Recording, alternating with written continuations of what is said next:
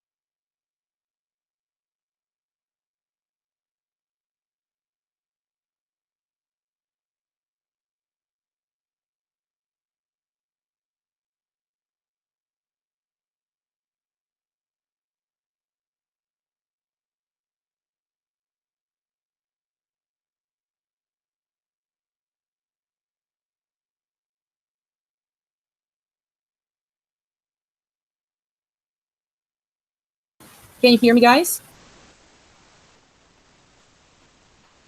Hello? Yes, good. So what do we have here? This is the chapter 7, as you can see, particularly from the most clinically oriented anatomy. And here I want to go through what are the structures of the region of the nasal cavity, particularly, then the part of the pharynx, and so on. Why I'm saying that? Because particularly here we have a very nice pictures of the whole region of the head, first of all. And as a result, it will be much easier to understand the you can't see it. Just a second. Let me do it again.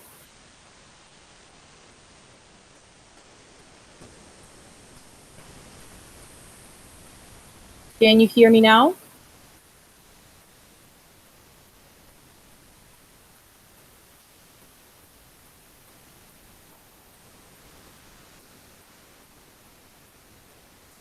Can you hear me now? Can you see it?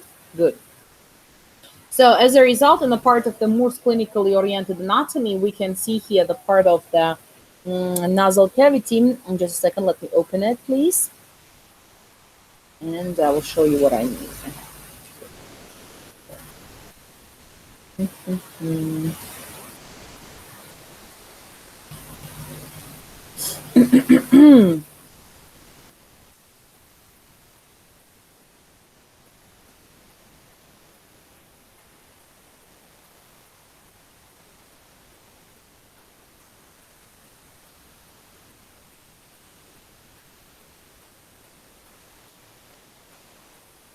Yes, here it is. So when we talk about the first part or upper respiratory system, particularly we always talk about the nasal cavity because it's the first region where the air from the environment is entering towards the respiratory system.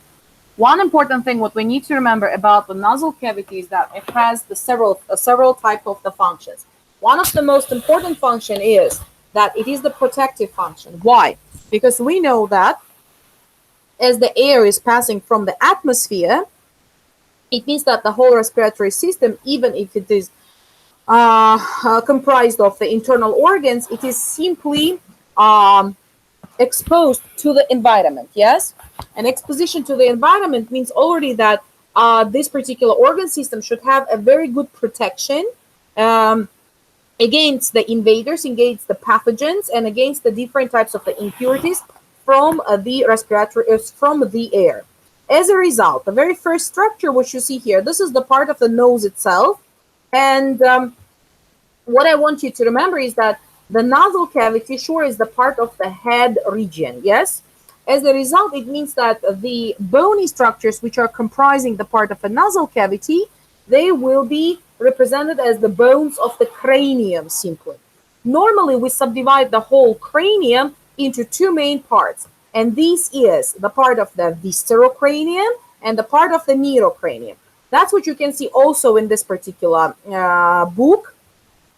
You can see it here at the very beginning, where, I mean, at the beginning of this chapter, where particularly we do have the different structures. Look, so starting from the very beginning, here you do have a very good illustration of the whole cranium itself.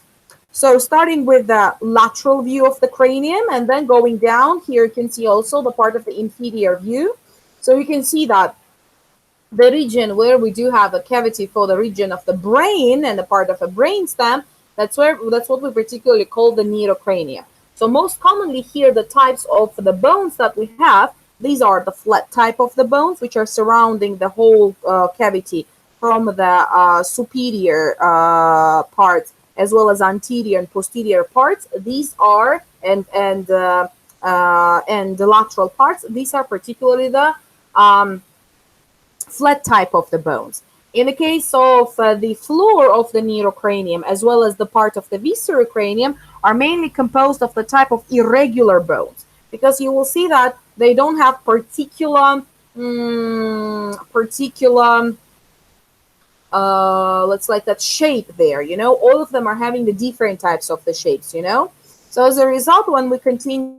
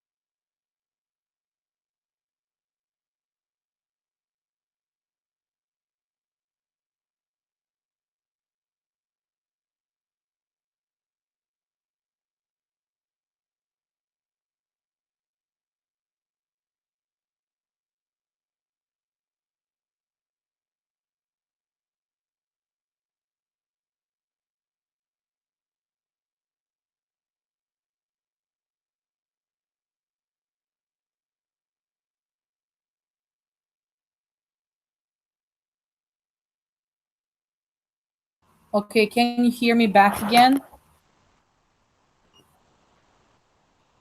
I'm so sorry. I really don't know what is happening. I'm really very sorry.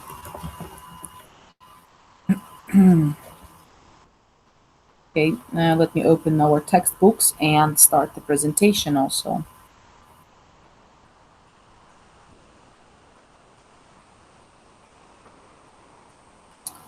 Um,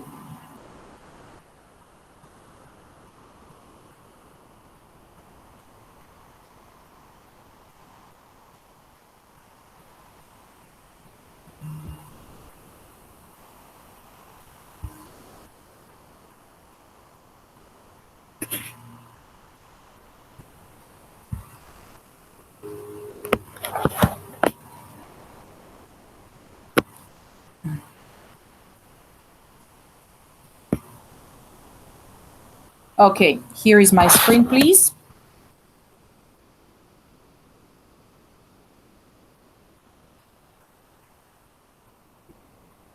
So, as I said, in the case of the Moore's clinically oriented anatomy, we have a chapter 7, which is explaining the region of the head.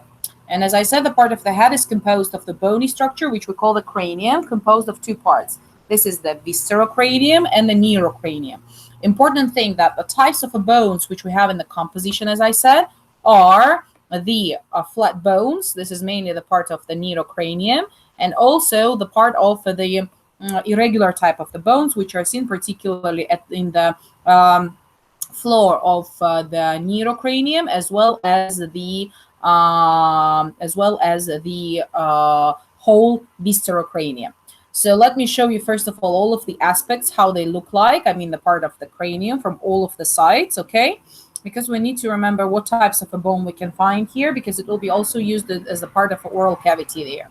So in the digestive tract. So what do we see in this case particularly? This is how it looks like, the part of the neurocranium. The whole cranium. So for one thing, you need to remember that the whole cranial bones are mainly having the type of the articulations, which are mainly are not moving, are not movable type of the articulations, but only one type of the articulation that we have, and this is particularly seen in the case of a lower jaw. We do have here the bone which we call the mandible, as you can see here. So the mandibular region, as you know, is the one which is the most movable in the case of the cranium. To continue here and to see what type of a bones do we have, starting from the anterior view. Let's go through the part of the anterior view first. And here you can see the different types of the bones, starting with the part of the neurocranium. The anterior most aspect of the neurocranium is mainly associated with the part of the frontal bone, which you see here in the greenish color, yes? Then the next portion, what we see is that particularly at the region or at the communication between the neurocranium and the part of the viscerocranium, you do have two types of the invaginations, and that's what we call particularly the orbits. The orbits sure are surrounded, and the walls of the orbits, which are lateral medial walls as well as the posterior walls are simply represented by the bony structures. As you can see, the superior most as well as some of the superior posterior region is again associated with the part of the frontal lobe, yes? The next portion, which you see particularly here, this is the part of the sphenoid bone, which is seen. And what is the most interesting thing, that between the bony structures, we do have some small openings. That's what we call the foraminas. Okay, these particular foraminas are important for one thing. When we'll cover with you the nervous system, we will see that we know that we do have a central nervous system composed of the brain and the spinal cord, as well as we do have the peripheral nervous system, which is literally composed of the nerves. So in the case of the cranial region, in the case of the part of the brain, particularly the brainstem, we do have 12 pairs of cranial nerves, which are passing through the different foramens which are associated with the cranium itself. As a result, what you see particularly here, one of the largest type of the openings here, these are the type of the superior on both of the sides, as well as the part of the inferior orbital fissures, where particularly the cranial nerves are passing through. We will see what type of a cranial nerves we'll have a little bit later, but still from here you already remember that we need to have these passages for the nerves to pass through. Also, what you see particularly on the lateral surface here, this is the part of the zygomatic bone. You see that the zygomatic bone is really very large. Do you see? So the zygomatic bone is the one which is simply producing the superiormost region of the cheeks. So we can also even call it a part of a cheekbone, simply, so which is producing these prominences on the superiormost region of the cheek.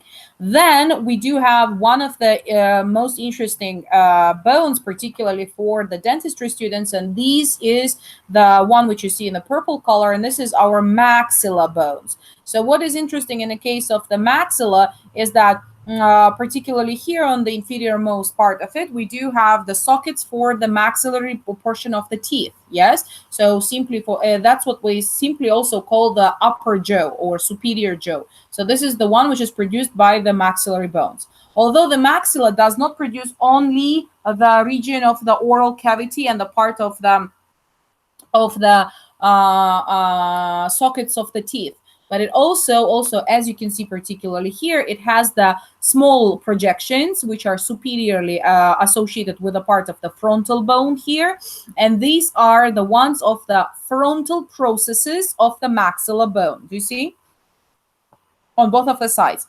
So they are the ones which are sure contributing in the part of the formation of the nasal region, as well as the part of the very outermost region of the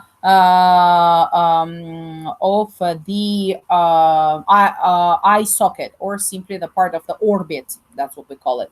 Yes, here.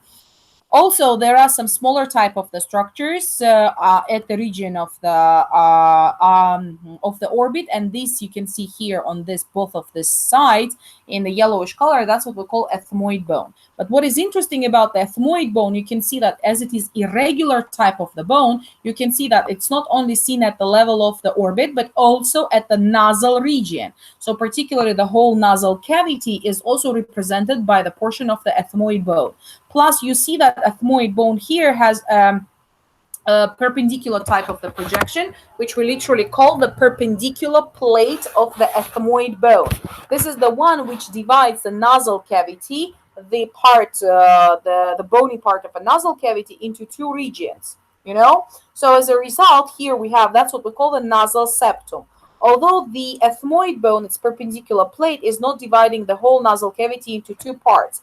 And here we do have also the portion of the vomer. Do you see in the greenish color? This is so the perpendicular plate of the ethmoid bone, as well as the part of the vomer, are the ones which are producing the nasal septum. Although correctly, or more precisely to say, the bony part of the nasal septum. Because normally, even if you will touch right now your nose, you see that the tip of the nose and the most anterior and prominent part of it is very much movable. Yes? Why? Because it is not composed of the bony structures. It is composed of the cartilaginous structures.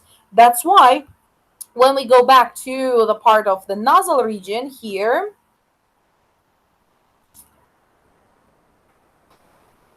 yes, here it is. You can see this particular picture is now more understandable and clear, yeah? So that particularly the part of the nasal region is anterior, mostly composed of the part of the cartilage, yes? So particularly the nasal cartilages. Anatomically, we can subdivide the nose region itself into several parts. So as you can see, particularly here, we do have the region of the root of the nose. Then we do have a part of the dorsum of the nose, as you can see, as well as the part of the apex of the nose. So root, apex, dorsum, as well as we do have the part of the alas. Simply ala in Latin means wings, yes? So here we do have a part of the alas of the nose. And as we said, the whole nasal cavity is subdivided into two parts. And this is particularly seen by the portion of the bony structures, as I said, the perpendicular plate of ethmoid bone, as well as the part of the vomer. But anteriormost is mainly dependent on the cartilaginous structures. So you can see here how it looks like. This is the part of the septum, so how it continues here. And this particular septum is on the anteriormost and the apicalmost region is composed of the cartilage. or simply we call it the septal nasal cartilage. From the name, I do believe it's clear why we call it like that. Yes.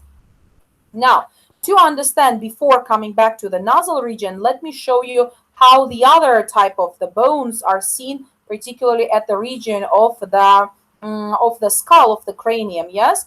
And particularly here, I want to show you how it looks like the portion of the ethmoid bone. This is sphenoid. Just a second, please. Here we do have several good pictures for that, just to be clear what I'm talking about. Just a second, please. I want to show you how it should look like, the part of the ethmoid bone from the different perspectives. Okay, let me find it then in the part of the nasal region.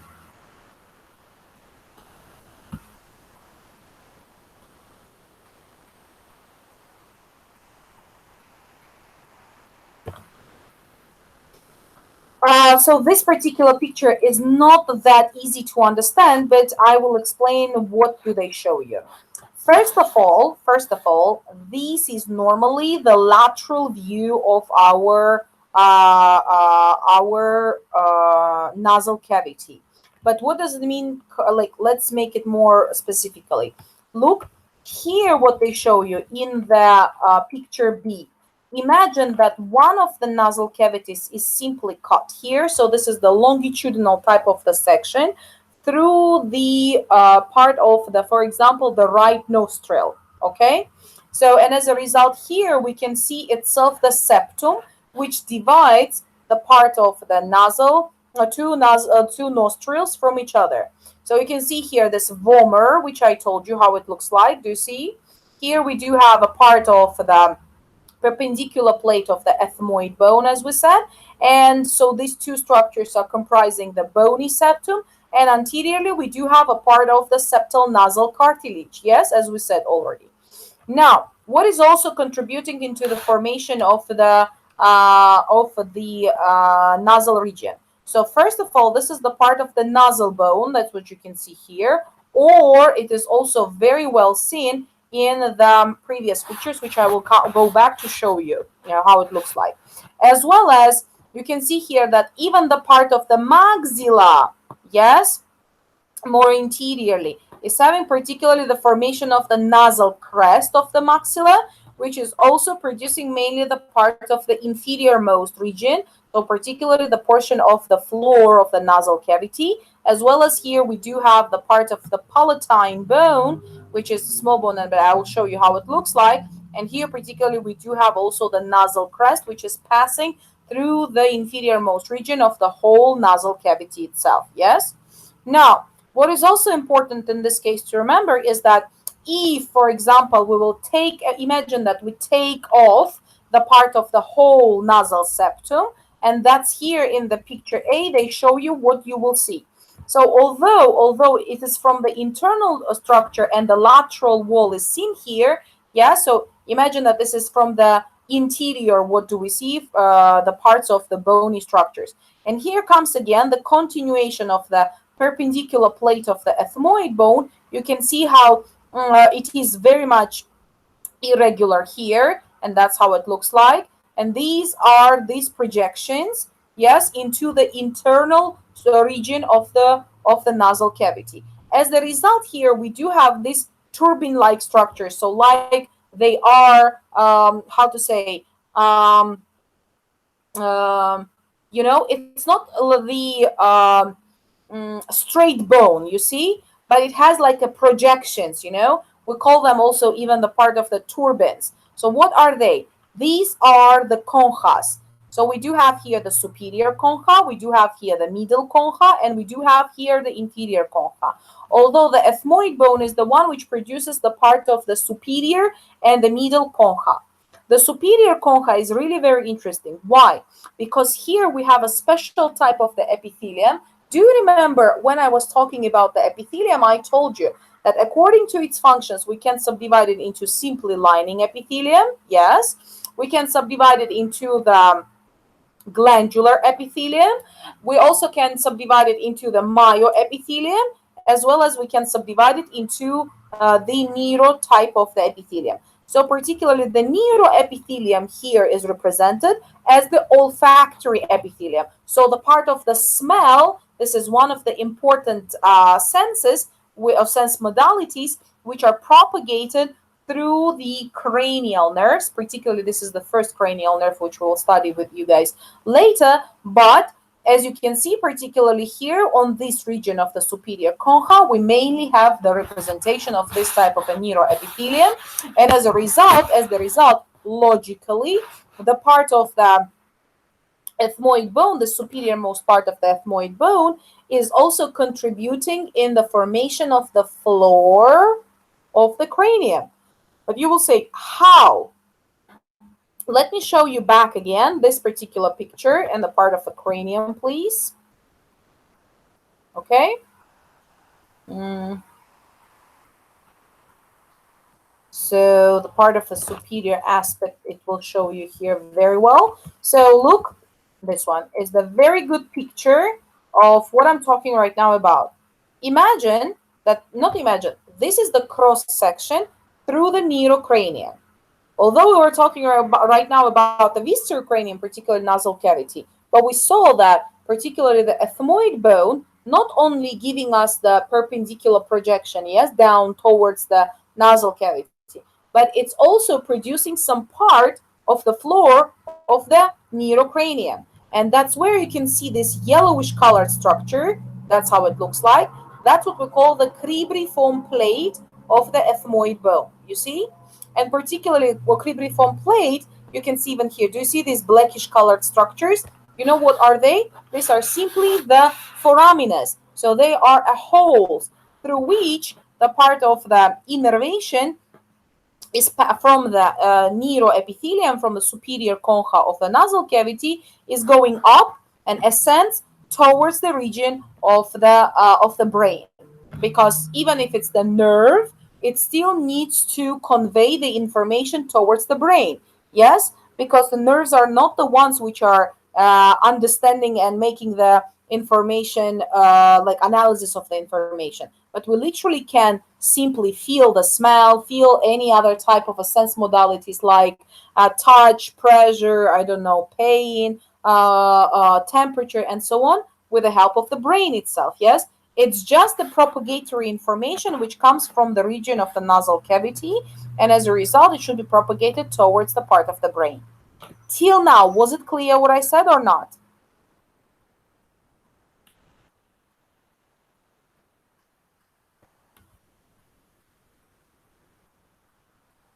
Guys, can you hear me? Is it clear what I'm saying or not that much? Yes, it is clear. Yes, yes. Just yeah, I know that it's a little bit difficult to take all of these names together, but yeah, just the but you know what? I want you to understand also how they are associated. This one bone represented in the both three regions of the viscerocranium and neurocranium. Okay, so this particular yellowish colored bone is the one which we call the ethmoid one, and as you can see, one thing that it was contributing in the formation in the of the nasal cavity, but also as you can see, it's also projecting towards the region of the neurocranium. Why? Because of the function. Because we said that superior concha there, which is localized in the nasal cavity, is playing the important role of the olfaction, so the part of the smell. Yeah. As a result, what you see here, particularly that continuing with that picture, you see, that's why we do have here the formation of the conchas. All of the other conchas are mainly representing for us the turbine-like structures. Why? Because when we do have the entrance of the air outside, yes, has the different temperature, is full of the impurities, full of the pathogens, and so on. So it means also it may be very dry. So as a result, for the humidification, for the obtaining the normal type of the temperature, which is normal for the whole respiratory tract and our body, as well as for the cleaning of the air. We simply have the nasal cavity, which contains the epithelium, which is moist type of epithelium, so it's the mucosal membrane. And as a result, we do have the trapping of the impurities. Plus, you will see that we do have the structures, the hairy structures, which we call vibrissae, and they are helping us to simply get rid of the impurities. As a result, this is one of the protective mechanisms, yes, in this case. Plus, when the air passes through these turbines, it starts to, there is no simple lamina flow, it's not just like entering and that's all, but it starts to make the like a turbulent flow, turbulency. It means that we do have the chaotic type of the movement of the air, and this is good. Why? Because in this case, the air is simply all of the parts of the particles of the air is simply undergoing the humidification. So, and as a result, are also changing the temperature, a normal temperature of the body. You see? And as a result, when it already passes towards the lower parts of the respiratory system, it is already should be very clean type of the air. Although, sure, it doesn't mean that all of the impurities are gone at the end. No, that's why you will see that even at the level of the lungs, we do have the special type of cells, which are macrophages. By the way, they are the ones which are represented as the part of the immune system. Yeah, but till then, we need to talk about the part of the nasal cavity first. To continue with a portion of a nasal cavity, here you can see also how it looks like. We have the portion of the superior concha, as we said, the middle concha, and the part of the inferior concha. Do you see? From all of the sides here. And as a result, sure, we do have the passage towards the next region. So what should be the part of the next region? What should be posterior to the part of the nasal cavity? So directly posterior, not only to the nasal cavity, but also to the part of the, I just want to show you that if it's in here, well, if not, let me just simply show it here.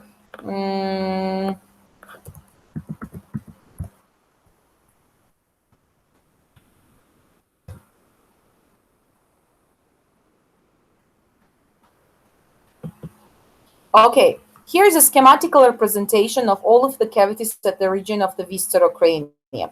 So what do we have here?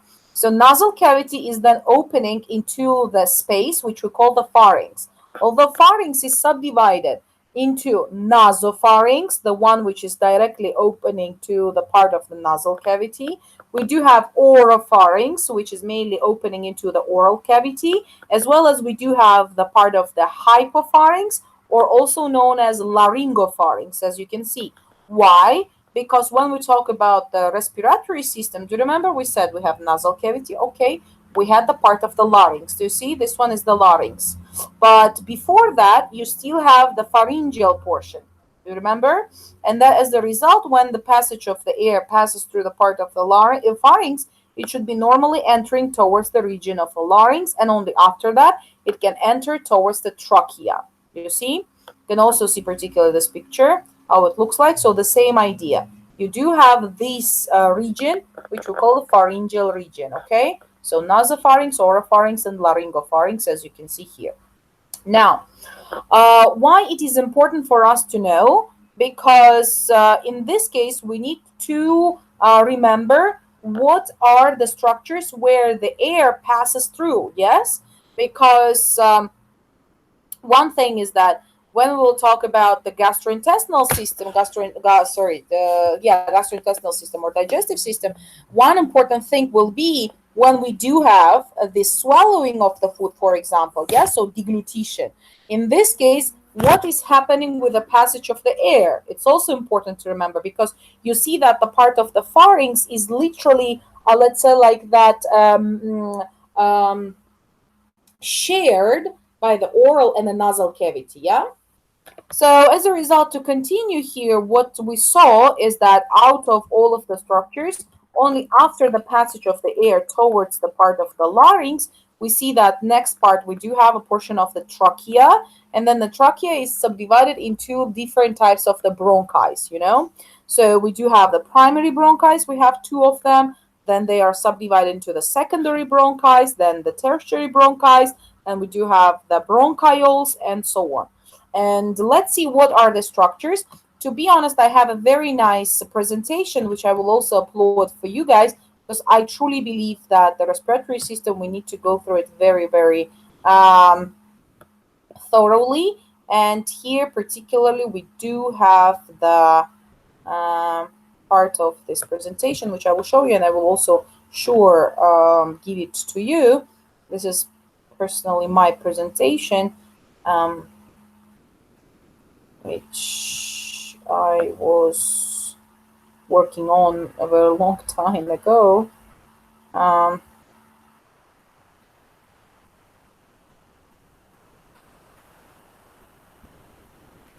yes, here they are. These are presentations for the respiratory system.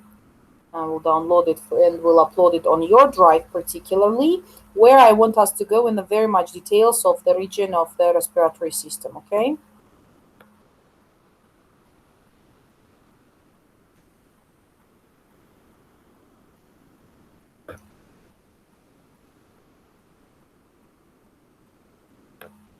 These are anatomical presentations, although that's where we will also talk about the physiology, sure.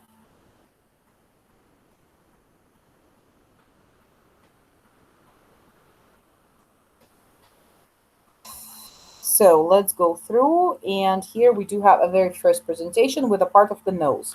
It's very detailed type of presentation. Many pictures I took from the different books. One of them is particularly the region of um, the book of the clinically oriented anatomy.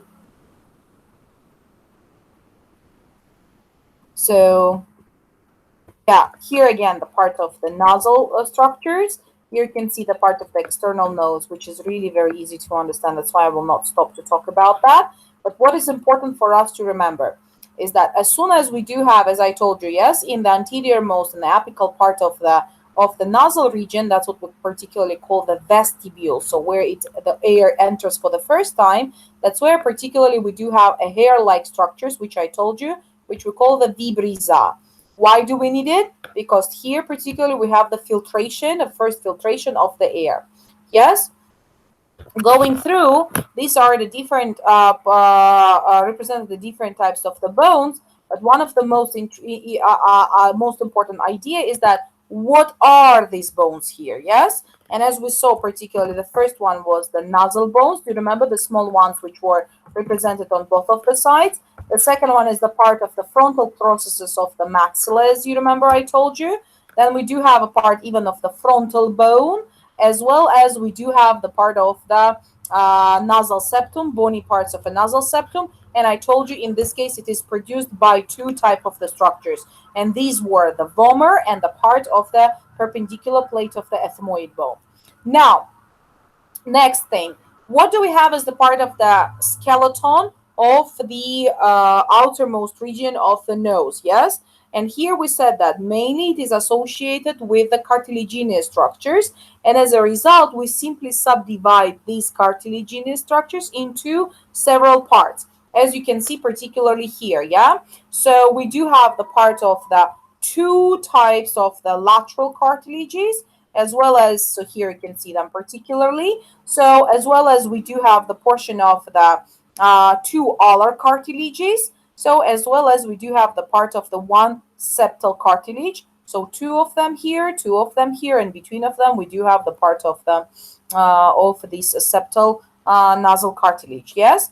So what is interesting in this case, that the part of this alar cartilages are really very movable. That's why when I told you, when you will just simply touch your nose and you can see how simply you can move it. I mean, the most apex of it into the different sides. Why? Because it's one of the most movable part, as well as the most interesting thing, that the part of these cartilages are also giving us the opportunity to dilate the nostrils.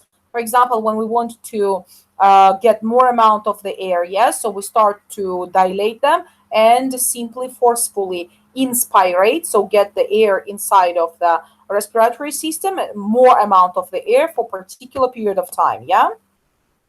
Now, what is also interesting in this case particularly is that, again, this picture you can see here, and again, we talk about the nasal region. I will not stop to talk about the nasal septum. Here are the bony structures and everything, but this picture is the most important for me. And why? That's how it looks like, the part of the ethmoid bone. You see how irregular is the structure, yeah? So in the middle, as you can see, we do have this greenish color structure, which we call the perpendicular plate of it. Here we do have the cribriform plate, and here this projection, this cribriform plate, this one as well, so this portion of it, as well as this region. This is the ones which are, how to say, projecting towards the cranial cavity, so towards the part of the neurocranium particularly. And here you can see the also important thing, that inside of the bone, we have like the openings here. Do you see these cavities, these air sacs or cells, we call them like that. Here on this picture, what you see, how this ethmoid bone is localized at the junction of the viscerocranium and the neurocranium, as you can see. Yeah. So this is again the good picture showing you the part of this. This is this projection. This projection which you saw here, this one is just, it's the anterior view, but here you can see this one. That's what we call the crista galli. That's also how it looks like. This is this projection. We call it the crista galli of a part of the ethmoid bone. Okay. So here you can see the portion of the vomer, which is very interesting, single type of the bone, which is attaching to the part of the ethmoid to produce the nasal septum and subdivide the whole nasal region and into the two main cavities in this case. Yeah. So you can see that important thing of the nasal cavities is that again and again to do several things. Humidification, as we said, yes. So simply moistening of the air, cleaning of the air with the help of the vibrissae, as we said already, as well as the part of the mucosal lining, because in this case the mucosal lining will help us to trap the different types of the impurities, and as a result we can simply clean the air with the help of the mucosal lining. Just a second, please. Yes. So what do we see in the next picture? Because I said about the different types of the cavities inside of the bones themselves. So the bones which are surrounding, let's like that, the region of the nasal cavity, they contain this air sacs or air cells, which we call the sinuses. Sinuses are important as part of the clinical correlation.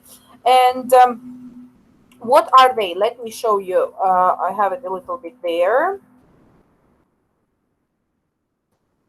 I will talk about the vasculature, but before the vasculature, yeah, here they are, the different types of the sinuses. So the sinuses we have literally in the part of the frontal bone, as you can see, so the ones which are projecting towards the region of the root of the nose, as well as we do have the part of the ethmoid type of a sinuses, which you saw already, as well as we do have a maxilla type of the sinuses, and also we do have the part of the sphenoid sinuses. Now, what are they? Look from this picture. You can see that this is the part of the frontal bone. Do you see how it looks like? And inside of it, inside of the bone, we simply have the air. Yes, the area, like a sac-like structure, as you can see here. And this is particularly what we call the frontal type of the sinuses. Posterior most region of our nasal cavity, as you can see, although yes, it is associated with a part of the pharynx, but the bony structure here is the one which is shared also with the neurocranium, and this is the sphenoid bone. The sphenoid bone is very well seen at this region. Look, this is the frontal bone. This is the part of a crista galli and the region of the of the cribriform plate of our ethmoid bone, and posteriorly to it, like a butterfly, do you see in the greenish color? That's what we call the sphenoid bone. So as the result, the sphenoid bone not only is associated with the neurocranium, but also anatomically, as you can see here, this is the part of a sphenoid bone, as you can see, and it's also associated with a part of a nasal cavity. That's where particularly we also do have the formation of the sinuses. That's what we call particularly the sphenoidal type of the sinuses. And as I said, the one which is the last one, this is a very nice picture. Do you see? This is the part of neuro and the viscerocranium. You can see that we do have this type of the longitudinal section, and this is what we can see from the posterior region. So you see, this is the part of the maxilla. Here is the zygomatic bone. Yes, here is the nasal cavity. Here is the oral cavity. So imagine we made this section, and we look now from the posterior side, from here, on that part of the face. You see? So what can we see in this case? Do you see? So we can see the part of, this is the nasal region.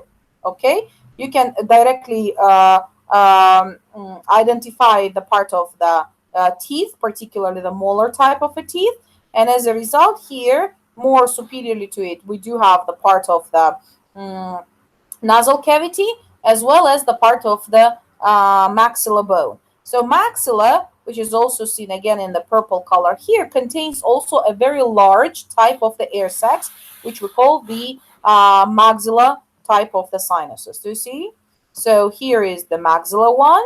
Okay, here is the frontal one, because it goes through the frontal bone, as you can see also, as well as it goes through the ethmoid bone. Yeah, as a result, here we do have the part of the ethmoid bone.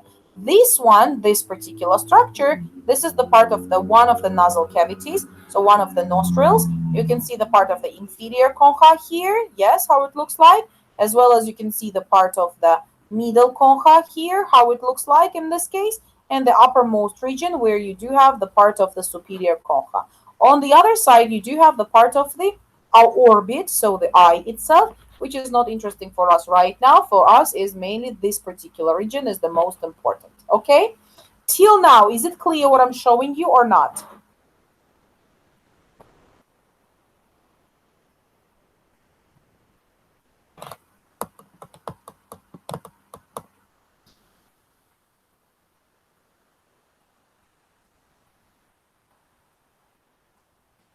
Do you have any questions, please?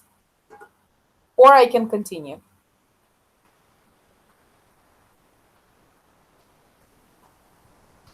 Okay, thank you. So what do we have as the part of a frontal sinus, as you can see particularly here, is that first of all, normally the sinuses are not produced from the beginning of the life. No, but step by step, as the ossification is going through, yes, in this case, we do have the formation of this particular sinuses. Sure, the sinuses, in the case of the frontal one, as you can see particularly here, it is developing somewhere by the age of 7, okay, in the children. And as a result, that's where particularly we do have the drainage, like all of the sinuses normally are opening towards the nasal cavity. That's why, for example, when we do have the opening of that, and we do have important clinical correlation, which we call the sinusitis, yes, most commonly either the children or even the adults, they do have the large amount of the large amount of the fluid formation, and as a result, we this fluid is literally one of the way how it can go out. This is particularly the nasal region, yes, and as a result, here we do have the part of the frontal nasal duct, so opening towards the region of the middle nasal meatus. Middle nasal meatus is, as you can see particularly here, is mainly associated. Do you see? This is the part of the frontal bone. Do you see? And the frontal sinus. You see how it is open? It's open.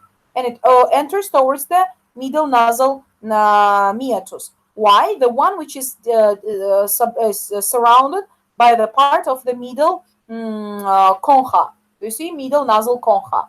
So as a result, when it comes out, sure, if we do have here the inflammation, Imagine how large amount of the fluid will be simply drained from that region. And to be honest, in the sinusitis, it's good that it is drained. Sometimes happens that it even cannot drain, but that most commonly happens in the case of the maxillary type of the sinusitis, which I will show you how it looks like, okay? What is also important to remember from here, all right? One thing, what are the innervations? So what gives the nerve supply to that region? Although it's a little bit difficult for you to remember right now because we didn't cover yet the nervous system, that's why if you will remember, that would be nice. But if not, when we'll go to the nervous system, I will come back to that information, okay? Why? Because here we do have particularly the part of the cranial nerve 5. I told you how many cranial nerves do we have? How many pairs? 12 pairs of cranial nerve. So simply nerves. So they have sure their own names, but they simply can be also numerated. 1, 2, 3, and so on till 12. So as a result, here you can see the type of the cranial nerve. This is the cranial nerve 5, which we call the trigeminal type of a nerve. And trigeminal is one of the largest, to be honest, type of a nerves. And as a result, it has three main divisions. That's why we call it trigeminal. So the very first division, particularly, which we call the ophthalmic type of the division, is the one which gives rise to the innervation of the frontal sinus, which is to be also logical, yeah? Ophthalmic means closer to the eye, so to the part of the frontal bone. And as a result, it will be sure dependent on the innervation of that particular cranial nerve. Now, that's how it looks like back again. So here you can see the part of the frontal type of the sinuses. Here is ethmoid type of the sinuses. Here is sphenoid type of the sinuses. And here is the maxillary type of the sinuses. To continue with the next portion where we do have the ethmoid sinuses or ethmoid cells or cavities, whatever you will call it. So to be honest, compared to the part of the maxillary one, most of them are much smaller, type of this of the cells or cavities, simply to say. So you can see particularly here that up to 2 years of age, we do not mainly have the formation of the ethmoidal sinuses. So step by step, it starts somewhere. It's the formation approximately at the age of 2, but it doesn't mean that it literally forms directly. No, step by step. You know how it happens? That's very interesting. Like it starts from the anterior most region and then passes, the formation of one cavity, the next one, the next one, the next one, and so on. Like from antero-posteriorly, it has this development of this particular sinuses. And to be honest, here we can subdivide them into the different parts. You can see that we have the part of the anterior, posterior, and the middle one. It's very well seen in this region, yes? So we do have the anterior portion, we do have the posterior part, and we do have the middle ones according to their opening, because they should be opening to the nasal cavity, as we already said, yes? So the opening, as you can see here, are through the parts of the meatus again. Meatus, which we have as the part of the conchas, because conchas themselves are the bony structures, but the cavities and the regions, yes, between these bony structures, that's what we call the meatus there. So two of them, which are anterior and the middle, are associated with the middle nasal meatus, as well as the frontal one. Do you remember the frontal sinuses were also opening here? But also we do have a part of the posterior ethmoidal cells, which are associated with a more superior type of the meatus, a very small one, to be honest. By its opening, maybe you can see them here. Yes, here they are. Do you see? Do you see how it looks like? This is the superior one, nasal meatus. This is the middle nasal meatus, and this is the inferior nasal meatus. So as a result, the part of the frontal, as well as the portion of the anterior and the middle sinuses of the ethmoid bone are opening to the middle type of the meatus. You see? But the posterior one, it's even logical. Do you see how posteriorly is the superior meatus is localized? As a result, the posterior cells are will be or posterior sinuses will be associated with the superior meatus. You see? This is also a very nice picture, to be honest, which is particularly showing you the part of the oral cavity, nasal cavity. Here you have the oral cavity itself. And this nasal cavity, how it has all of the openings, you see? So towards the regions of the meatus. Now, The next type of the sinuses which we have, these are particularly the sphenoid type of the sinuses or cells, whatever you will call them. And sorry, as a result, because do you remember when I showed you here in this picture the part of the sphenoid bone, what did we see here? We saw that the part of a sphenoid bone is literally looks like a butterfly, yes? As a result, we do have the middlemost region, which contains like a large structure, which we call the body of the sphenoid bone. And on both of the sides here, this is the one which we call the lesser wing from both of the sides. And here we do have the greater wing of the sphenoid bone, you see? So as a result, when we talk about the sinuses of the sphenoid bone, they are associated mainly with the body rather than the wings, because wings are really very thin type of the structures. That's why the formation of these cavities are not seen. As a result, in this picture, where posterior after the ethmoid bone, we have the sphenoid bone, this body of a sphenoid bone. Do you see how it looks like? It's literally the opening, a huge sphenoid sinus, which is literally associated with the middlemost structures. Yes. So what is also interesting for us here, again, the same idea as it was in the case of the ethmoid bone, that particularly this type of the sinuses are not produced before the 2 years of age, and not even at 2 years of age. And I will tell you why. Because we said that normally the formation of the sinuses are literally passing anteroposteriorly, yes? So mainly first we need to have the formation of the ethmoid sinuses, and then only you can see even here that sphenoidal sinuses are derived from the posterior ethmoidal ones, yes? Because they begin to invade into the sphenoid bone, and as a result, the sphenoid bone is also producing the cavity inside. Is it clear till now what I'm saying?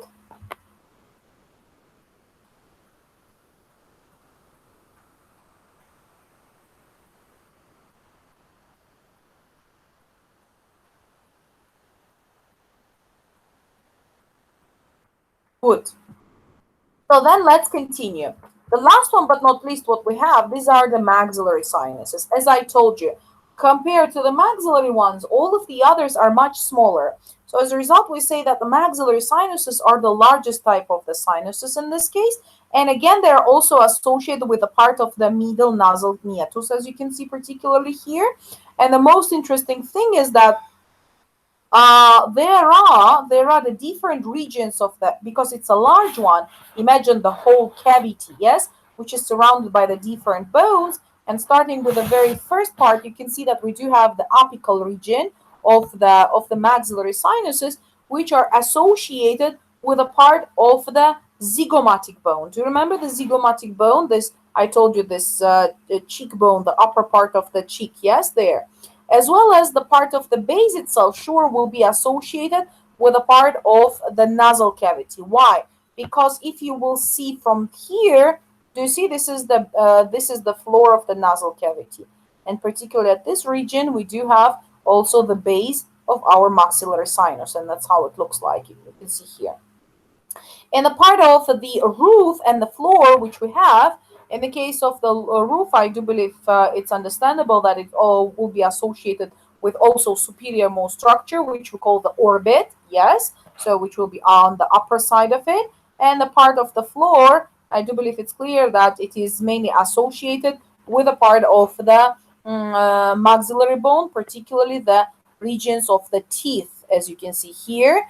And as a result, the part of the whole large sinus which we have on both of the sides in the case of a maxillary bone, you can see that it is literally surrounded by the different structures. Now, what is important in this case to remember that what are the clinical correlations? As I said, we can have the type of the problem which we call the sinusitis, yes? So let's see how it looks like. First, let me show you head x-ray.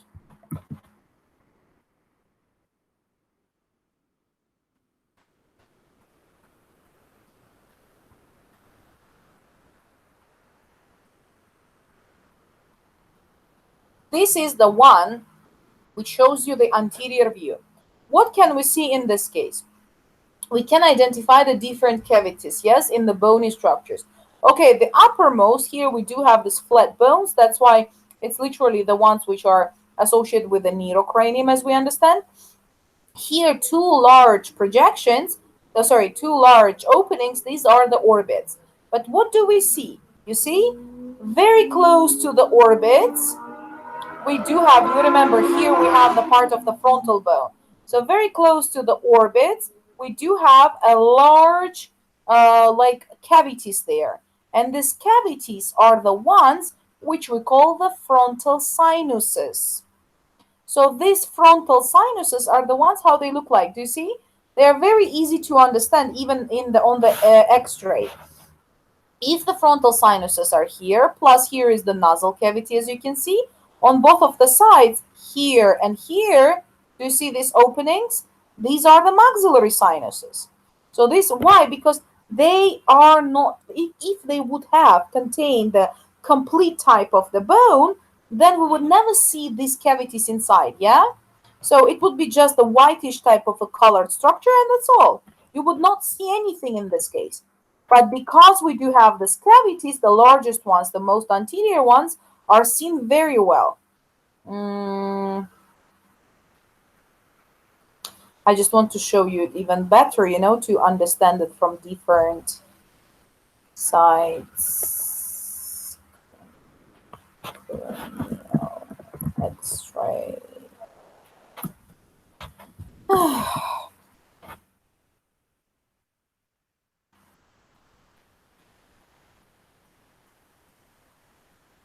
Even from the lateral view, to be honest, it's also very well seen. Look, do you see? This is the part of the orbits, and here, do you see these ones are the frontal sinuses? You see the part of the maxillary ones, which are not seen very well in this case, but still they can be seen that there is literally the cavity, yeah. Um, okay, now look. When we talk about the sinusitis, we talk about the inflammation and accumulation of the fluid, yeah? So as a result, this particular fluid we can see on the x-ray even. Look, this is the x-ray. What do we see in this case? This is the oral cavity, which we can see, yeah, very well. This is the part of the nasal cavity. And on both of the sides of the nasal and the oral cavity, you see that particular cavities. These are the maxillary cavities because here you have the orbit on the superior part of it. Here you do have the frontal bone and the frontal sinuses. But what do you see now? You see that on this side, okay, right side for us, but for the patient it is the left side, the part of the maxillary sinus is very clear. But what is happening on the right side, the opposite one? Do you see this region? Do you see this part? Normally here it should be what? It should be simply empty. But in this case, we do have the formation of the fluid as the result of the inflammation. Yes? And that's why particularly these fluids normally should be draining towards the oral cavity. Oh, sorry, towards the nasal cavity. But what is the problem? Do you see how low is the level of the fluid? That's why, sure, it's not that easy to drain it directly physiologically towards the region of the nasal cavity. You see? Or this is a very good picture. You know why? Now the part of the right side is okay. The part of the frontal sinuses are okay. But on the left side of the patient face, you see that the whole sinus is closed. Why? Again, because of the formation of the fluid there as a result of the inflammation. Normally, this thing should be drained, and normally we can see that on. Do you see now on both of the sides they have this part of the sinusitis? You see, we have like the level of the fluid in the cavity. This is the most common thing what we can see in the different types of the cavities which are full of the fluid on the X-rays. Even, for example, we will see also this type of the structures like abscesses, so simply like the cavities which are full of the pus in the region of, for example, the lungs even.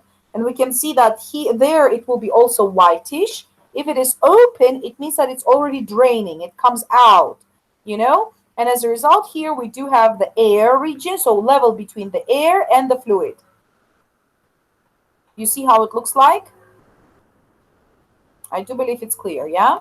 So was it understandable what I showed you right now, and how can you identify if we do have sinusitis or not?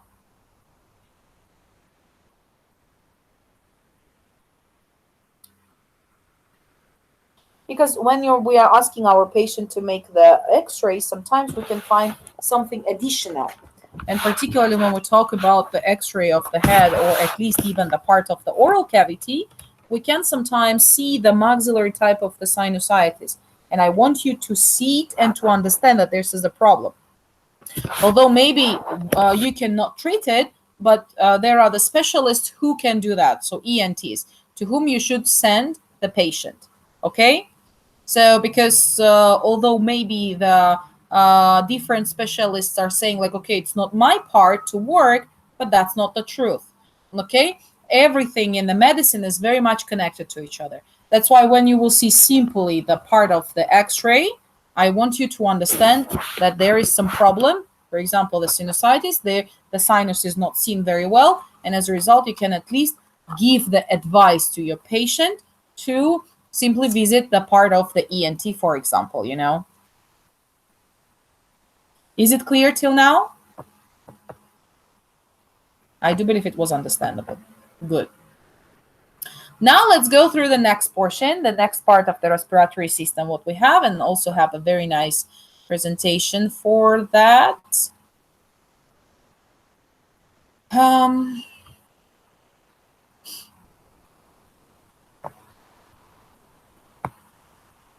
Now it's the next portion. This is the part of a larynx and a trachea. So we said that after the nasal cavity, we're entering towards the portion of the nasopharynx, the cavity on the posterior side, which is mainly, demarcated posteriorly by the sphenoid bone. Then we are passing through the portion of the oropharynx, and then we're going to the laryngopharynx, and then the portion of the larynx itself. A very good picture for that you can see here. This is the schematical representation of the cavities. Nasal cavity with a septum, oral cavity, and then the part of the pharynx. Nasopharynx, oropharynx, and the part of the hypopharynx, or also known as laryngopharynx. And here we do have a very first region, which we call the larynx itself. Now let's see what are the structures of the larynx, okay? Important thing that the larynx is already a cartilaginous structure completely. And what do we have in this case? One only type of the bone which we can see on the most posterior part of itself, the region of the face, and on the superior part of the neck. This is particularly the part of the hyoid bone. You can see that this hyoid bone is then directly associated with a part of the larynx. That's what you see particularly here. This is the lateral view of the larynx. That's what you see particularly here. This is the posterior view of the larynx. Yes, this one. Already this region, this one. Do you see this one, this one, this one, this one, this one, this one, this one? This is already the part of a trachea. It's not the larynx. So this very irregular type of a structure, this is our larynx. Now let's see what do we have here and what type of a composition do we have. First of all, important thing, what do we have here are the cartilages themselves, which I want you to remember, okay? The largest type of the cartilage, which you see on the lateral view, or even on the posterior, this one, it continues anteriorly and comes back here. Do you see it like surrounds the anterolateral surface of the larynx? As you can see here, this is particularly the part of the thyroid cartilage. So this everything is the thyroid cartilage. I do believe it's clear why we call it also thyroid cartilage, because it is associated with the type of the gland, which we call the thyroid gland. Yes? So that's how it looks like. This is the part of the thyroid cartilage, the largest cartilage in this case. Plus inferior to it, you do have a type of a cartilage, as you can see particularly here, and this is the part of the cricoid type of a cartilage. What is the most interesting in this case, that out of all of the cartilages which you see, it will be the larynx or the trachea only the cricoid cartilage, you can see that from all of the sides, it is connected to each other. You see, like a ring-like structure. So there is no opening. Even the part of the thyroid type of cartilage is the one which posteriorly, you can see, has the opening. Yes, there is no closed region. This one. You see, there is no connection. But in the part of the cricoid type of the cartilage, it's the one which is simply looks like a ring or has the ring-like structure. And as a result, it is the one which is associated with the part of the thyroid cartilage, as you can see here. And sure, this connection is reinforced by the cricothyroid type of the ligaments. So connective tissue layers, which are simply having the name from the two structures which are they are connecting. Crico, so cricoid, and thyro or thyroid part of the cartilages here. Here you can see in the middle we have one structure, which is the median type of the cricothyroid ligament. Here you can see the part of the continuation of the cricothyroid ligaments, so on the more posterior part, and literally it is surrounded by the connective tissue like a capsula structure on the posterior region here. That's also very well seen on this region. That's how it looks like. This one and this one. You see how all of them are connected to each other. Now, what is also interesting in this case, we also have one more single type of the cartilage, and this is the part of the epiglottic cartilage, or simply we call it epiglottis. Why do we need the epiglottis itself? It is very much important in case of what? I told you already that the pharyngeal part, as you can see, is shared by the oral cavity and the nasal cavity. As a result, from the nasal cavity, we have a passage of the air towards the larynx. So like that, look, here, here, and here then.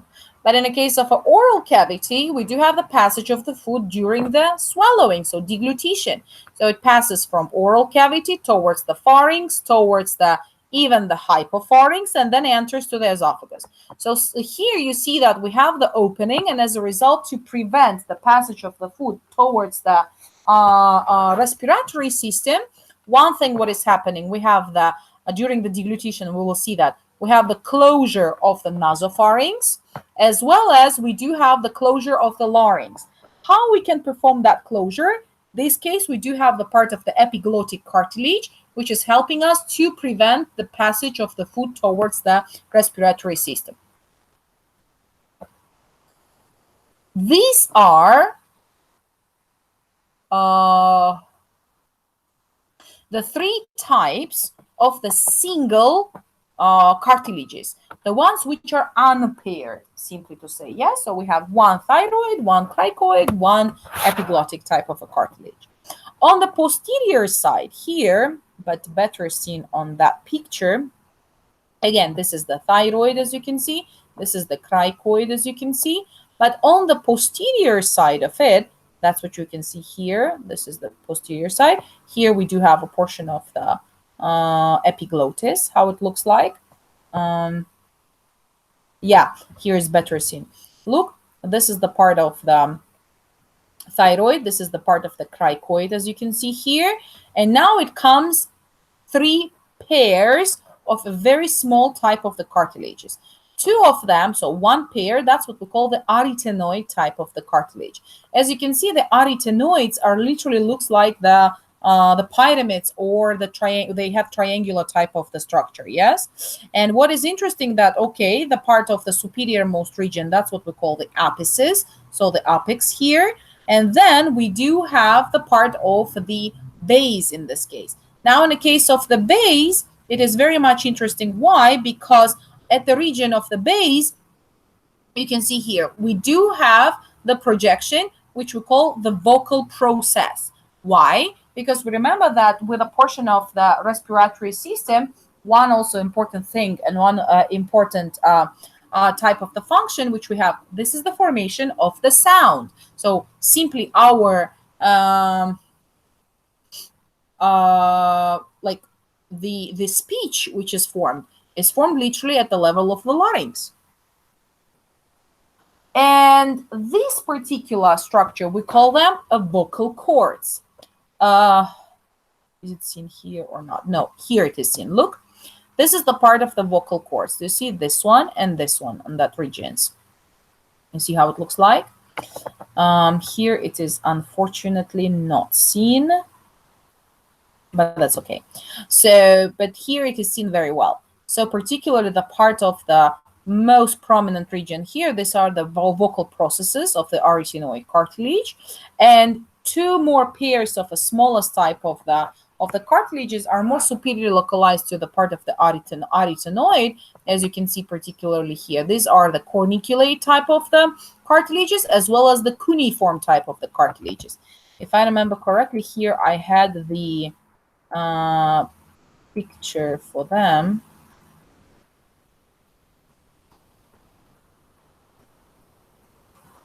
Yeah, here they show you the part of the arytenoid type of cartilage. Here's the portion of epiglottis and the thyroid one, and how in between we do have the formation of the vocal cords. Don't we have the part of the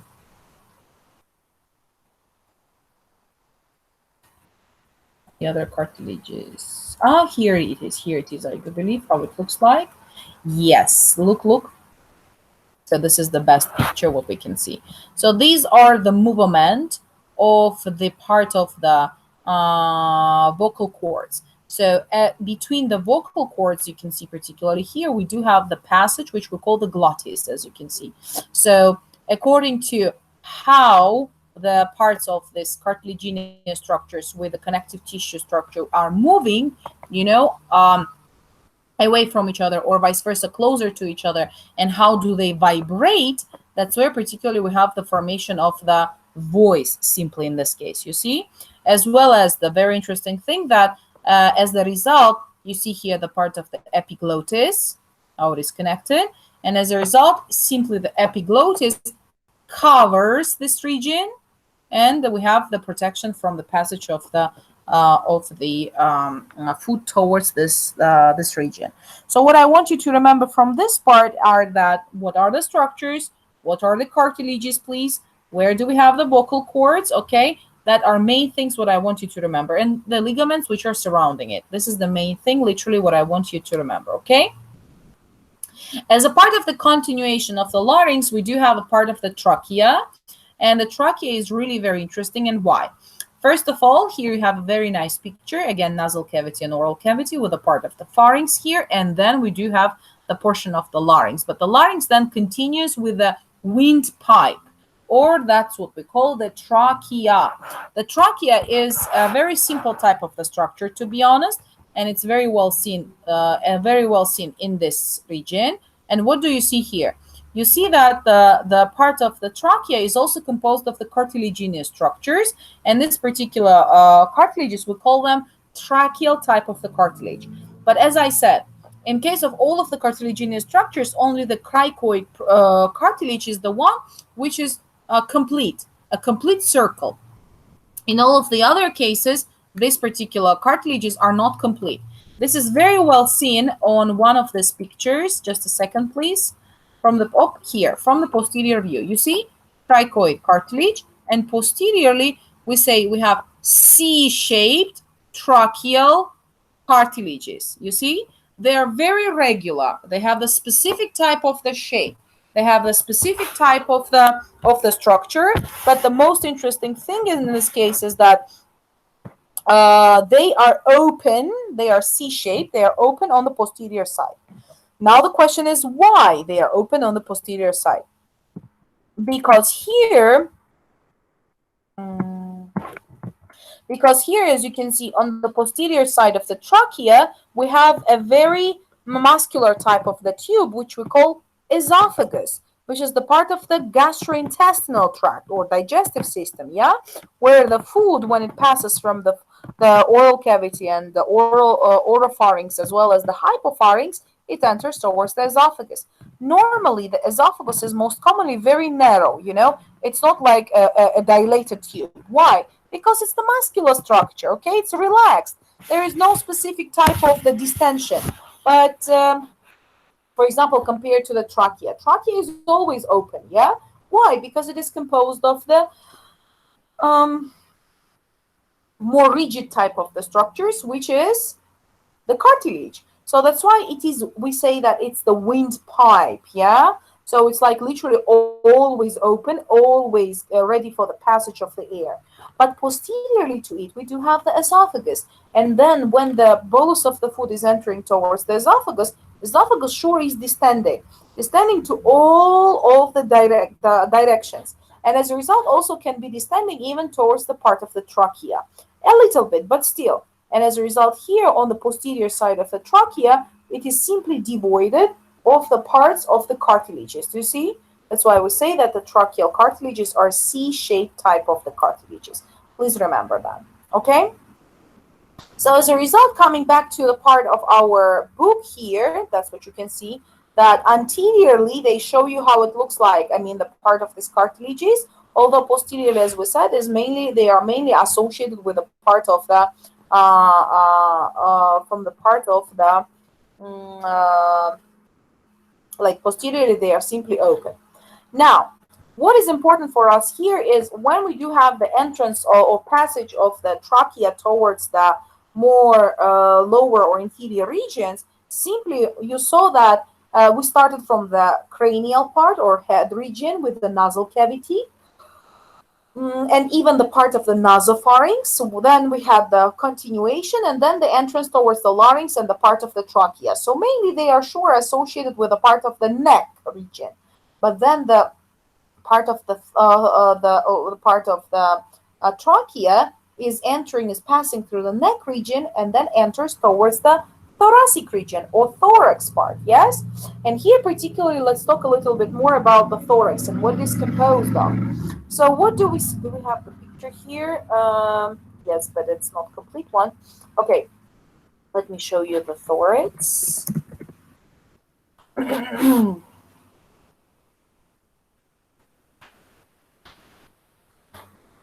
So here is particularly the skeletal part of the thorax, how it looks like, or here it's better to see. Look, this is the bony structure on the skeletal part of the thorax. So mainly the thorax is composed of anteriorly, which you see here in the schematical bluish color. This is the bone which we call sternum. Sternum is composed of the three main parts. You can see here this one, more trapezoid structured type of the bone. That's what we call the manubrium. Then we do have the part of the body of the sternum, and then a very small projection, which we call the xiphoid process. So as a result, all of this bony structures sure are attached and articulate with each other. But what is the most interesting thing, that as the in the case of adult anatomy, to be honest, all of these structures are ossified and they are connected to each other by the bone. So if at the beginning of our life here we do have mainly the parts of the cartilages, then the cartilages are undergoing the ossification, so they are converting into the bone, and as a result we have the formation of one complete type of the bone, which we call the sternum. On both of the sides of the sternum we do have the pairs of the ribs, simply, yes, ribs. So as a result, please remember that the thoracic cavity is thoracic cage is composed of the 12 pairs of ribs on both of the sides. So anteriorly, most of them are attached to the part of the sternum, but posteriorly, as you can see, they are not most, but all of them are attached to the part of the vertebral column. Let me show you how it looks like anterior and posteriorly so you could understand what I'm talking about. Yes, here it is. This is a very nice picture.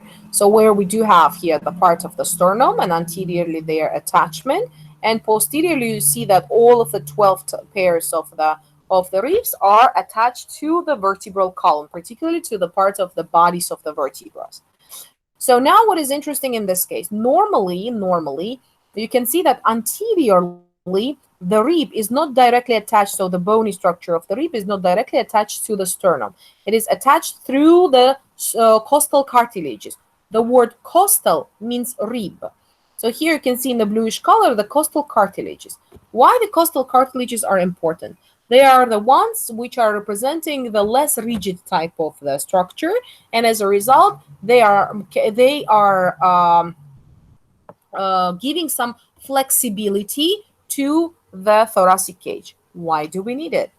To perform a normal function of the respiratory system, because we said that during the like in case of respiratory system, okay, we said that we have this protective type of a mechanism, humidification, like I don't know, changes of the temperature of the air. But one of the most important, what did we say? It is the gas exchange. But for the gases, I mean the air, to enter to the part of the lungs, we need to expand the lungs. Yes. How can we do that? By the expansion, by the movement of the thoracic cavity. So when we are inspiring, meaning that when we are getting the air in, we do have the expansion of the thoracic cavity, and as a result, the air passing towards the internal regions or in the lowermost regions of the respiratory tract. And that's where particularly we already have important function, which we said is the gas exchange. And vice versa, when we do have the decrease in the part of the thoracic cage, we do have the expiration. So it means that we do have the air passing away from the region of the thorax. As a result, when we see particularly here what we see here, yes, in your book also, you can see that they only show you the part of the sternal region, yes, a part of it, and here you can see the part of the vertebral structure. So these are the vertebrae. Here you have the sternum, and in between of them we do have the pairs of the ribs. Although I told you not all of the pairs of the ribs are attached to the sternum. And here comes important thing what I also want you to learn before we'll cover this part of the respiratory system. This is the part of the thorax, which will be also a part of your homework.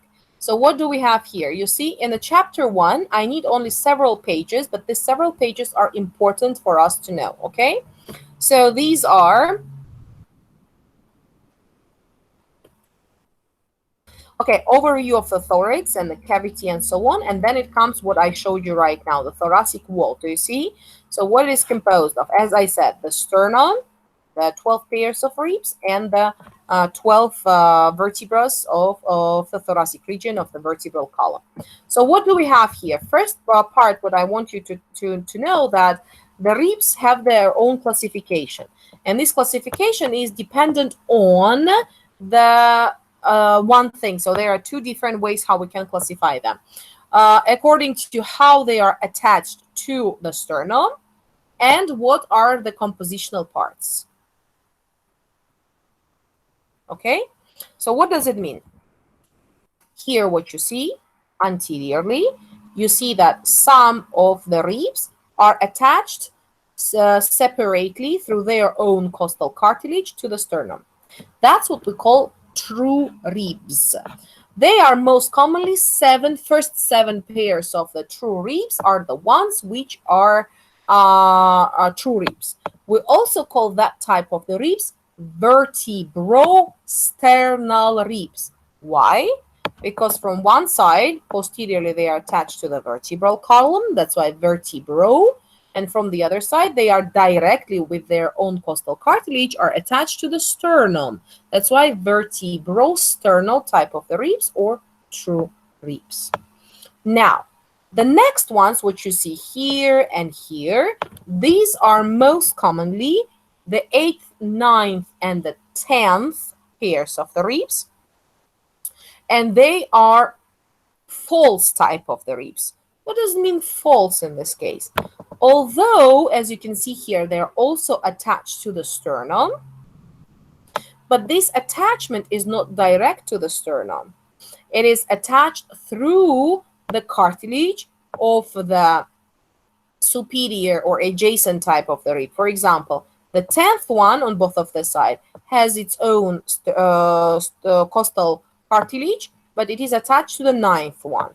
The 9th with the 10th one is attached to the 8th, and all of them together are attached to the 7th and even sometimes the 6th costal cartilage. And as a result, only through these cartilages they have the attachment to the sternum. So there is no direct and separate like here attachment. Do you see? But there is through the cartilages of the other ribs. That's why this type of the ribs, we call them false, or also known as vertebrochondral. Why vertebrochondral? Because posteriorly, yes, they are attached directly to the vertebral column, but from the other side, anteriorly, they are attached to the cartilages of the other ribs. The cartilage, as you know, is chondros. Chondros means cartilage. That's why vertebrochondral type of the ribs that we have. But you will say, hey, you said that we have 12 pairs of the ribs, and what we saw here were only 10 pairs. The other 2 pairs, the rest, the last but not least pairs of the ribs, which is the 11th, as you can see here, as well as 12. We call them floating type of the ribs. From the word floating, you already understand that there is a lack of the attachment, and particularly the lack of the attachment comes on the sternum. So simply, if even they are attached to the part of the vertebral column, anteriorly they are never attached to the part of the sternum. So that's why we call them floating ribs. So that's what you can see here. These are the floating ribs, the 12th pair and 11th pair. Do you see? So that's why, and do you remember when I started to say about the thoracic cage, I told you that, okay, we have sternum, we have 12 pairs of ribs, we have the vertebrae. So, okay, it was clear, but I told you even that anteriorly, most of the pairs of the ribs are attached to the sternum. And posteriorly, I told you not most, but all of the pairs of the ribs are attached to the vertebral column. And that's the truth. You see now that the floating ribs are the ones which are not the most, yes, which are attached to the sternum, because they are not attached to the sternum itself. So this is particularly the first type of the classification. By the way, the floating ribs, we also call them free ribs, or we also call them vertebral. You see, not vertebrosternal, not vertebrochondral, but simply vertebral. Why? Because they're only having their attachment to the vertebral column, and that's all, yeah? So to the backbone, and not to the sternum. You see? Is it clear till now what I said or not?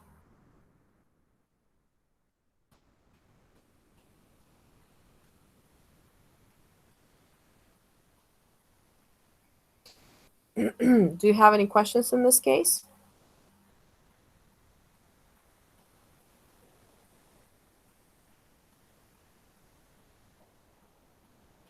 Are you with me, guys?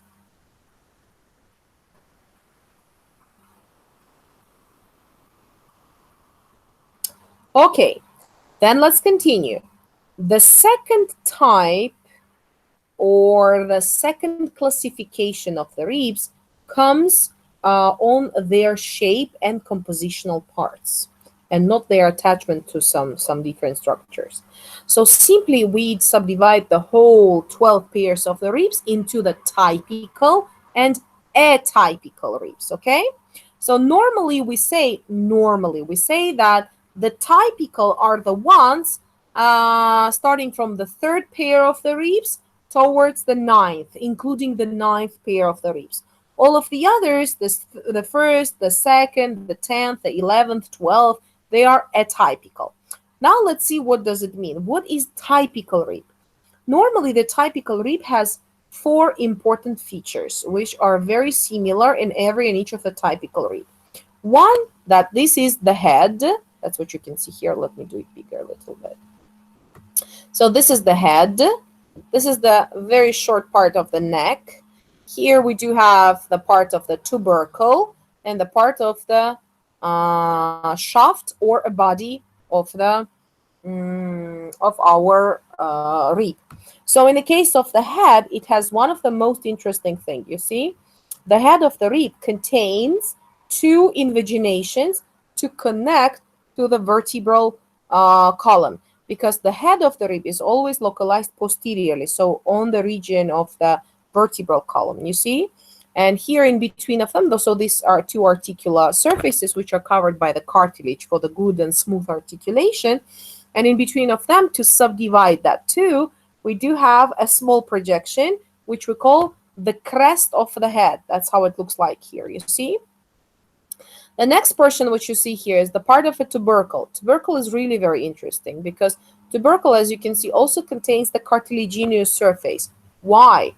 Because this is the articular type of the surface or facet to articulate also with the parts of the vertebral column. So there are even 2 points for the attachment of these ribs to the vertebral column. You see, so it's a very, very not rigid, but very strong type of the articulation. As you can see anteriorly how it passes too, you can see here the part of a shaft or the body, you can see that it is covered by the portion of the cartilage. Okay? And this particular cartilage is the one which is associated with the costal cartilage, and then anteriorly it is attaching to the sternum. So these are main features what the typical ribs have. Interesting thing that as the part of the typical rib passes towards the lateral most region, here we do have this how to say turn, which we call the costal angle, that the part of the rib itself is passing anteriorly, starts to pass laterally and anteriorly. So this is the costal angle. Also important thing what you would see here, yes, this is the invagination on the internal surface of the rib. And this is particular, you can see it here. Imagine that this is the cross section. And what do you see? You see this invagination from the internal surface. What is this invagination? That's what we call that's what we call the costal groove. So the costal groove is interesting, and why? Because here we do have the passage of a small type of the arteries, veins, as well as the nerve fibers. So it's like they are protected from the outer surface with the help of the rib itself. You see, every and each rib has this type of the groove. Also interesting thing that itself the part of the ribs themselves, they are mainly representing the flat type of the bones, inside of which we have the spongy region. Do you see? And the spongy bone is simply associated with the hematopoietic type of the organ, which we call the bone marrow. Do you remember we've talked about the bone marrow as a part of the formation of the blood cells? Yes. So when we said that the bone marrow, from the name even, it's clear that it should be localized somewhere in the central region of the different types of bones. And I told you mainly these are flat type of the bones in the adult. As a result, you can see here also the part of the bone marrow, hematopoietic tissue, which is also localized in the central portion of every and each of the rib. All of the others, what you see here particularly, these are the atypical ribs. Why this? Although here is the 8th rib, which they just show you for comparison to the others. Why? Because the first rib, as you can see, is one of the shortest, like compared to the 8th one. Do you see how huge it is? But it's even clear, yeah? Because if we will see on the thoracic cavity,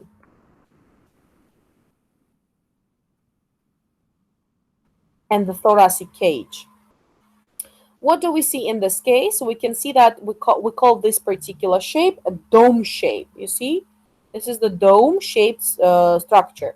So meaning that in the superior most region it is the narrowest, in the inferior most region it is the broadest. As a result, the first rib will be the shortest type of the rib, as you can see. And also interesting thing that it doesn't contain the classical type of the head, because it has only one facet for the articulation, rather than in the case of the typical vertebras. Sorry, typical ribs. As well as it contains a very interesting invaginations which are needed for passage of the large type of the arteries on it. So as a result, we do have here the part of these grooves, so invaginations for the subclavian type of the artery and the vein, which gives rise to the blood supply of the whole upper limb. So when it comes out here, it lies on the first rib and passes towards the upper limb. So here it lies and passes towards the upper limb.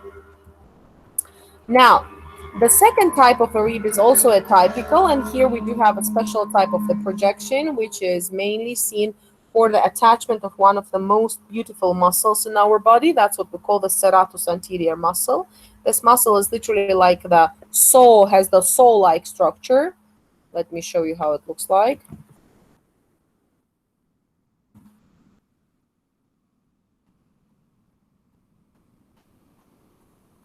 This is the serratus anterior. Do you see this one, how it looks like? You see here? So it's seen like that, although it's a very large muscle. Do you see? So do you see that it has like this projections like a saw, SAW? So serratus literally means saw. So by its resemblance, that's why they call it serratus, which is anterior localized. So serratus anterior muscle. Now, to continue with that portion, we do have also the 10th, 11th, and 12th type of the ribs, which are very much atypical most commonly, particularly the 11th and 12th. If all of the others, even the other atypical, had the part of the tubercles to be attached, so to reinforce the attachment to the vertebral column. In this case, the 11th and 12th ribs are simply don't have it. They have only one single facet on the head, and that's all. So that's why even we say that they're floating. Yes, do you see? So besides of lacking the attachment to the sternum, they also don't have complete attachment to the vertebral column, only by their head. So that's why sure they will be free or floating type of the ribs in this case. Yeah. Here they show you how the rib, head of the rib is attached to the vertebral column. And as I told you, normally, classically, or typically, the typical rib, as you can see here, is attached simultaneously to two adjacent vertebrae, as well as the part of the tubercle is also attached to the vertebral column, you see? But this is in case of a typical vertebra.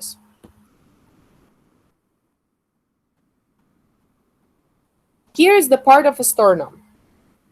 As you can see, the sternum, as I told you, composed of manubrium, body of the sternum, xiphoid process.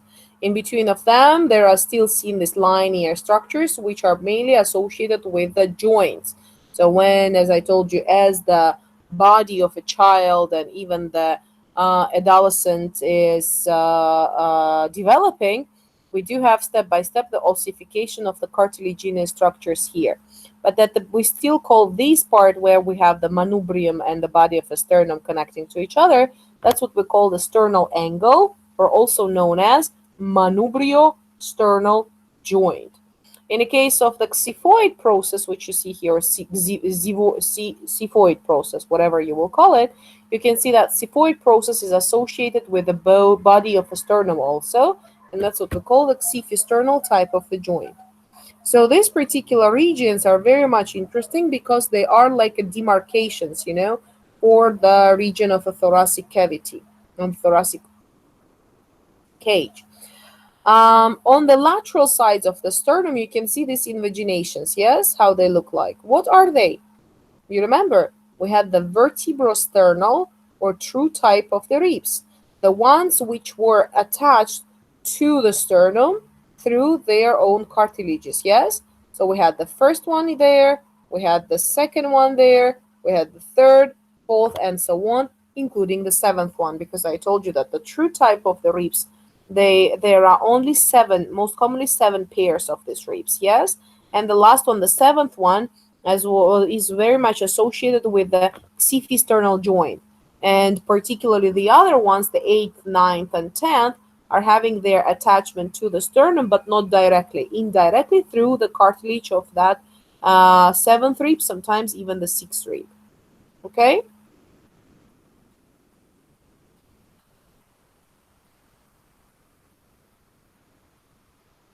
Do you have any questions in this case or not?